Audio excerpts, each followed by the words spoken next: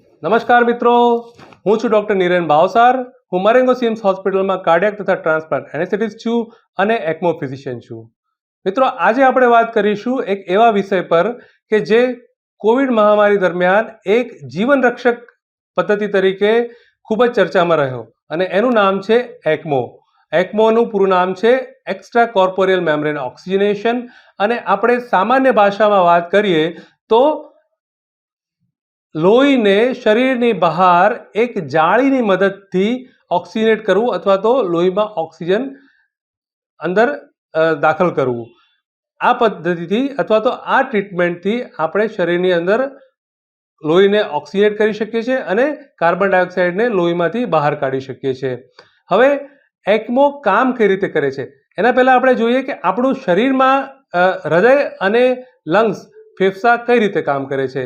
તો હૃદય, જમણી બાજુનું હૃદય આખા શરીરમાંથી લોહી ભેગું કરી અને એ અશુદ્ધ કાર્બન ડાયોક્સાઇડ લોહીને ફેફસામાં મોકલે છે અને ફેફસા એ લોહીને ઓક્સિજનયુક્ત કરી અને કાર્બન ડાયોક્સાઇડને લોહીમાંથી કાઢી અને જમણી બાજુમાંથી ડાબી બાજુના હૃદયમાં મોકલે છે અને ડાબી બાજુનું હૃદય એ લોહીને આખા શરીરમાં પરિભ્રમિત કરવામાં મદદરૂપ થાય છે. હવે ફેફસાની અંદર એક બલૂન જેવું હોય છે જે રક્ત કોશિકાઓના સંપર્કમાં હોય છે અને જ્યાં આગળ ગેસ એક્સચેન્જ અથવા તો ગેસ વિનિમય થાય છે. ઓક્સિજન લોહીની અંદર પ્રવેશે છે અને કાર્બન ડાયોક્સાઇડ લોહીની બહાર જાય છે, જે આપણા શરીરમાંથી દૂર થાય છે. એવી જ રીતે એક્મોની અંદર આપણે એક આર્ટિફિશિયલ હાર્ટ જેને પંપ કહીએ છીએ અને એક ઓક્સિજનેટર જે એક સૂક્ષ્મ જાળી હોય છે, એકદમ માઇક્રો ફાઇન મેમ્બ્રેન ફિલ્ટર હોય છે, જેના થ્રુ લોહી જ્યારે પસાર થાય છે ત્યારે ઓક્સિજન લોહીની અંદર પ્રવેશે છે અને કાર્બન ડાયોક્સાઇડ બહાર નીકળે છે. જેવી રીતના અહીંયા બતાવ્યું છે, આ મેમ્બ્રેનમાંથી જ્યારે અશુદ્ધ લોહી પાસ થાય છે ત્યારે કાર્બન ડાયોક્સાઇડ બહાર નીકળે છે અને ઓક્સિજન લોહીની અંદર પ્રવેશે છે. એ લોહી આપણે શરીરની અંદર જ્યારે અશુદ્ધ લોહી શરીરની અંદરથી લઈ અને એને પંપ દ્વારા ઓક્સિજનેટરમાં મોકલી અને ત્યારબાદ એને આપણે શરીરમાં પાછું મોકલીએ છીએ. આ રીતે એક્મો કામ કરે છે. એક્મોનું જે મશીન હોય છે એ મિત્રો કંઈક આવી રીતના દેખાતું હોય છે, જેમાં એક સેન્ટ્રલ કોન્સોલ અથવા તો એક નિયંત્રક હોય છે જે એક પંપ સાથે એટેચ હોય છે અને એ પંપ એક ઓક્સિજન સાથે કનેક્ટેડ હોય છે, જ્યાં આગળ ઓક્સિજન અને કાર્બન ડાયોક્સાઇડની આપ-લે થાય છે અને શરીરની બહાર લોહીનું તાપમાન જાળવી રાખવા માટે એક તાપમાન નિયંત્રક હોય છે, જેને આપણે અહીંયા આગળ જોઈ શકીએ છીએ. મિત્રો, એક્મો બે પ્રકારના હોય છે. જ્યારે પણ કોઈ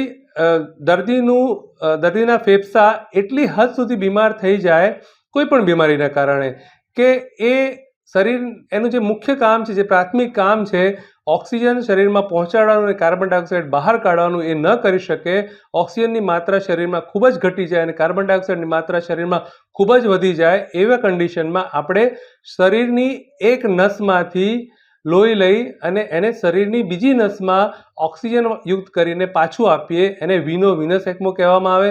તે જ રીતે જ્યારે હૃદયનું કામ અથવા તો હૃદયનું પમ્પિંગ એકદમ ઓછું થઈ જાય, નોર્મલી 55 થી 60% પમ્પિંગ હોય, જે ઘટીને 10 થી 15 થી 20% થઈ જાય અને હૃદય આપણા શરીરમાં પૂરતી માત્રામાં ઓક્સિજન અને બાકીના પોષક તત્વો પંપ ના કરી શકે પૂરતી માત્રામાં અને દર્દીનું બ્લડ પ્રેશર મેન્ટેન ન રહેતું હોય, જેને આપણે શોક કહીએ, એવી કન્ડિશનમાં આપણે વિનો આર્ટિરિયલ એક્મો યુઝ કરીએ છીએ, જેમાં શરીરની એક નસમાંથી લોહી લઈ એને શુદ્ધ કરી અને એને શરીરની એક ધમનીમાં પાછું આપવામાં આવે છે.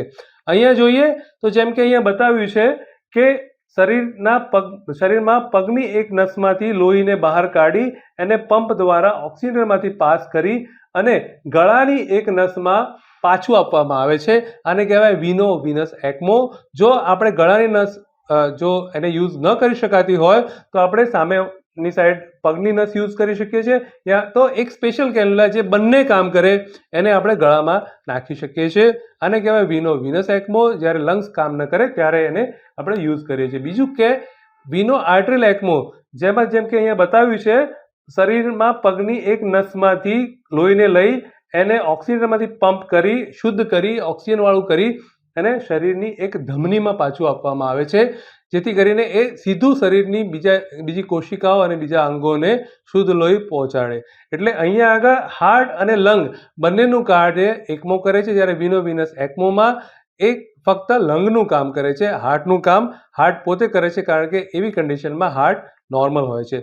બીજું ઓપ્શન આપણી પાસે હોય છે કે બહુ નાના બાળકો જેને આપણે આવી રીતના પગમાંથી ન નળીઓ નાખી શકીએ એવા દર્દીઓમાં, અથવા તો એવા દર્દીઓ જેને આપણે હાર્ટનું ઓપરેશન કર્યું હોય, કાર્ડિયાક સર્જરી કરી હોય, જેની છાતી ખુલ્લી જ હોય, એવી કન્ડિશનમાં ડાયરેક્ટલી હાર્ટમાંથી અશુદ્ધ લોહી લઈ એને એકમો સર્કિટમાં લગાવી શુદ્ધ કરી અને એને પાછું આપણા શરીરની મહાધમનીમાં પાછું આપવામાં આવે છે, ત્યાંથી એ શરીરના બધા જ અંગોને સપ્લાય કરે અથવા પરિભ્રમિત કરે છે.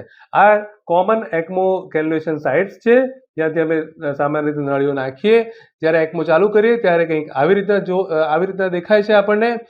જેમ કે તમે અહીંયા જોયો છો, પગમાંથી એક નળી નાખી છે, એ એકમો સર્કિટમાં જઈ અને પગમાં પાછું લોહી પહોંચાડે છે. કોઈ પેશન્ટને જ્યારે આપણે એકમો પર મૂકીએ છીએ ત્યારે એ એકમો આઈસીયુમાં હોય છે, અને એકમો આઈસીયુ કંઈક આવી રીતના દેખાતું હોય છે. આ એકમો મશીન છે, અને તમે જોઈ શકો છો કે કેટલા બધા મશીન એની સાથે લગાડેલા હોય છે. દર્દીની કન્ડિશન એટલી ગંભીર હોય છે, એટલા માટે આટલા બધા મશીનોની જરૂર પડે છે. એટલે આ એકદમ ઘનિષ્ઠ સારવાર પદ્ધતિ છે, જેને આપણે એકમો તરીકે ઓળખીએ છીએ, અને આજે આપણે એની વાત કરી રહ્યા છીએ. મિત્રો, હવે જરા ડિટેલમાં વાત કરીએ કે આપણે વિનોવિનસ એકમો ક્યારે લગાવી શકીએ.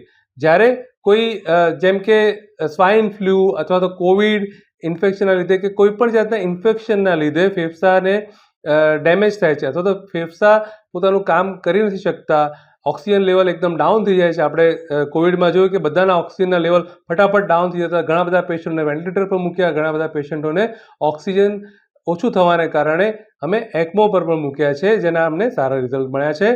એ સિવાય કોઈ દર્દીને ફેફસાની એવી કન્ડિશન હોય કે જેના કારણે હવે એની હાલત ખરાબ થતી હોય અને ફેફસા વધારે બગડતા હોય, એવી કન્ડિશનમાં આપણે વિનોવિનસ એકમો શરૂ કરી શકીએ છીએ.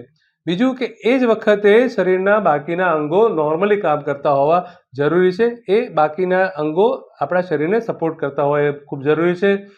અને જેમ કે આવા પેશન્ટો ઓલરેડી વેન્ટિલેટર પર હોય અને વેન્ટિલેટરના મેક્સિમમ સેટિંગ કરો તમે, કોઈ પણ જાતની બધી જ ટ્રીટમેન્ટ અપનાવ્યા પછી પણ ઓક્સિજનની માત્રા ઉપર ન આવતી હોય, અથવા તો કાર્બન ડાયોક્સાઇડની માત્રા એટલી ઉપર રહેતી હોય અને એ કાર્બન ડાયોક્સાઇડની માત્રા નીચે ના આવતી હોય, તો આપણે વિનોવિનસ એકમો યુઝ કરી શકીએ છીએ. અથવા તો એવા પેશન્ટ કે જેને લંગ ટ્રાન્સપ્લાન્ટની જરૂર છે, ડૉક્ટરે કીધું છે કે તમને લંગ ટ્રાન્સપ્લાન્ટની જરૂર છે, છતાં એમનું લંગ્સ વધારે ખરાબ થાય છે કે એમની તબિયત વધારે ખરાબ થાય છે અને એમને હોસ્પિટલમાં દાખલ થવું પડે છે અને ઓક્સિજન ખૂબ જ ઓછો થઈ જાય છે, એમને લંગ ટ્રાન્સપ્લાન્ટ સુધી પહોંચાડવા માટે પણ આપણે વિનોવિનસ એકમો યુઝ કરી શકીએ છીએ. હવે વાત કરીશું કે વિનો આર્ટરિયલ એકમો ક્યારે યુઝ કરવાનું.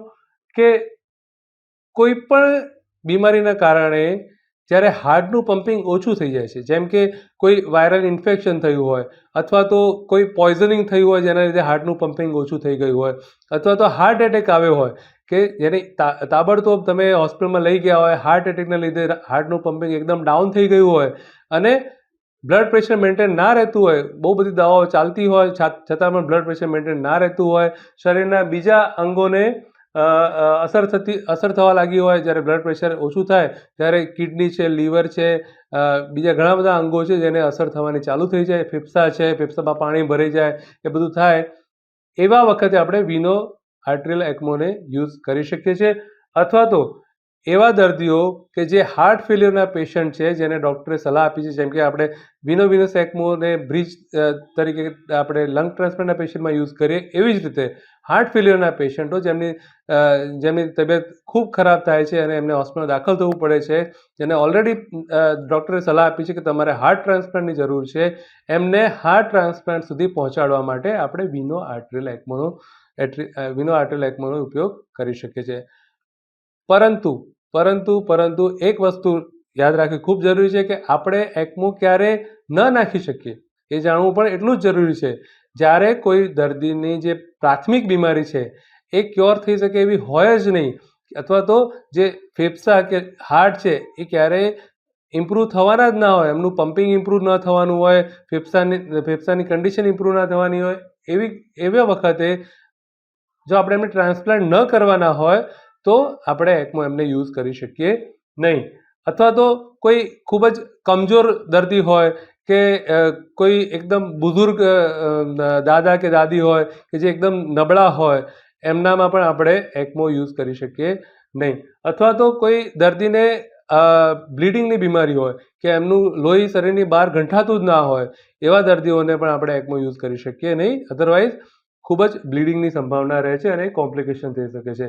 અથવા તો કોઈ એવી બીમારીથી દર્દી પીડાતો હોય જેમ કે એન્ડ સ્ટેજ કેન્સર છે, કેન્સરનો છેલ્લો સ્ટેજ છે, બચવાનું જ ના હોય દર્દી, અથવા તો કોઈ એવી બીમારી હોય જે ક્યોર જ ન થવાની હોય એવી કન્ડિશનમાં પણ આપણે ECMO યુઝ કરી શકીએ નહીં. અને છેલ્લે શરીરમાં ઓક્સિજનની માત્રા ખૂબ જ ઓછી રહેવાના કારણે બ્રેઇનને પરમેનન્ટ ડેમેજ થયું હોય અથવા તો બ્રેઇન કામ કરતું બંધ થઈ ગયું હોય અથવા તો એની કોમ્પ્લિકેશનની સાયન્સ આપણે દેખાતી હોય એવી કન્ડિશનમાં આપણે ECMO યુઝ કરી શકીએ નહીં. હવે ટૂંકમાં વાત કરીશું કે ECMOની કોમ્પ્લિકેશન શું શું થઈ શકે છે. ECMOની પહેલી કોમ્પ્લિકેશન આપણે જે નળીઓ નાખીએ છીએ, ટ્યુબિંગ્સ જે આપણે કેન્યુલાસ નાખીએ છીએ એના રિલેટેડ હોઈ શકે છે. ત્યાં આગળ જે નસ અથવા તો ધમની છે એને ઇન્જરી થઈ શકે છે, ત્યાંથી બ્લીડિંગ થઈ શકે છે, અથવા તો એની આજુબાજુના જે સ્ટ્રક્ચર્સ, આજુબાજુના જે અંગો હોય એને આપણે નુકસાન પહોંચાડી શકીએ છીએ.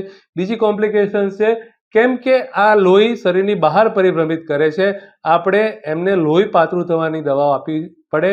પણ જો એ પૂરતી માત્રામાં ન હોય તો જે સર્કિટ હોય અથવા જે ટ્યુબિંગ્સ હોય એની અંદર જ ક્લોટ થઈ જાય અને એને રિલેટેડ કોમ્પ્લિકેશન થઈ શકે છે. અથવા તો લોહી ખૂબ પાતળું થઈ જાય તો શરીરના બીજા ભાગમાંથી અથવા તો જ્યાં આગળ આપણે કેલ્ક્યુલેશન કર્યું છે ત્યાંથી ખૂબ બ્લીડિંગ થઈ શકે છે જે બંધ ન થાય અને એના રિલેટેડ કોમ્પ્લિકેશન થઈ શકે છે.